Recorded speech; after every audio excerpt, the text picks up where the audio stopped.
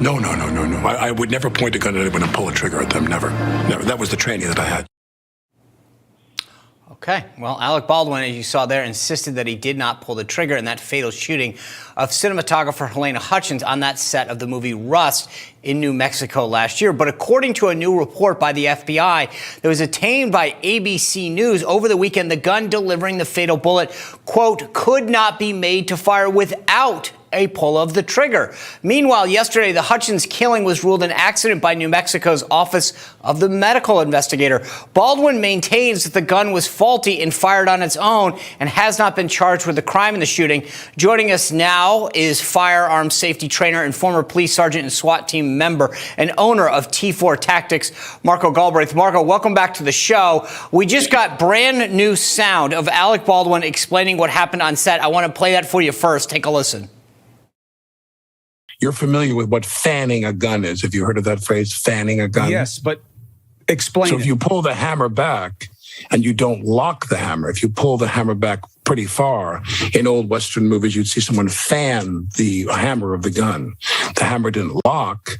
You pulled it back to an extent where it would fire the bullet without you pulling the trigger, without you locking the hammer. All right, Marko, that's interesting because that's a new version of what happened that he's telling Chris Cuomo there on his podcast. The interesting thing is, explain to people on a revolver, if you pull back the hammer, right, the hammer of the gun, you pull it back, is that not the same as pulling the trigger of the gun?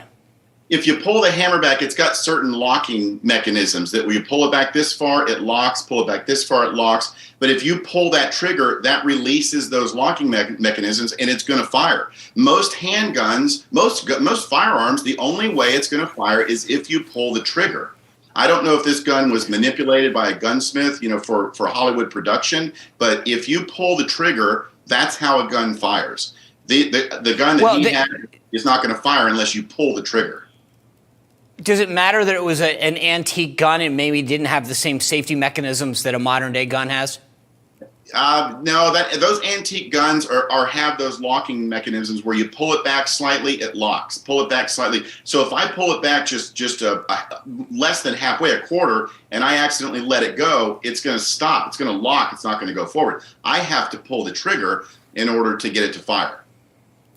So let's get to the nut of this FBI forensics report, right? It came out yesterday, and it basically says that it says very clearly, could not be made to fire without a pull of the trigger while working, the internal components were intact and functional. Is that not what you're basically saying the same thing, right? Which is unless Baldwin pulled the trigger, there's no way that gun could have gone off. Is that correct?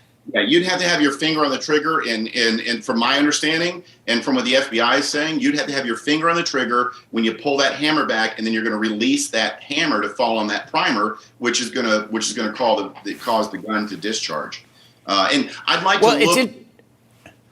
to look at prior movies that he's been in and see what his, the footage from when they're training and practicing. Has he been taught to keep that finger off the trigger? Police are taught to keep the finger off the trigger until you're ready to fire. But Hollywood is taught, put your finger on the trigger. And I'm a stickler for detail, and I watch movies, and I see a lot of movie actors with their finger on the trigger. So has he been trained? He may not remember that he pulled the trigger or had his finger on the trigger. If he wasn't properly trained, he doesn't know that gun's going to fire if you depress that trigger. Well, and that's the thing, that yesterday the report came out in New Mexico that said that it was ruled an accident. There's no one, I think, who's not agreeing that this was an accident. It wasn't like anyone's saying that Baldwin intentionally did this, but he's adamant. That his lawyer is saying that the FBI report was misconstrued and the gun fired, testing only one time without having to pull the trigger when the hammer was pulled back and the gun broke into two different places, right? So I'm trying to figure out why he's so defiant, because to your point, it's not like anyone's accusing him of trying to intentionally kill this woman. He could honestly have said it was a mistake. I wasn't trained properly, whatever. And I don't think anyone would have found that he was guilty of murder. But he's adamant that somehow it's not his fault. And yet the FBI and all the forensics are like, yes, that is what happened. when we have traumatic things happen to us, we don't remember the details. He may not remember. He honestly may not remember that he had his finger on the trigger or that he pulled the trigger. He may not have been trained properly.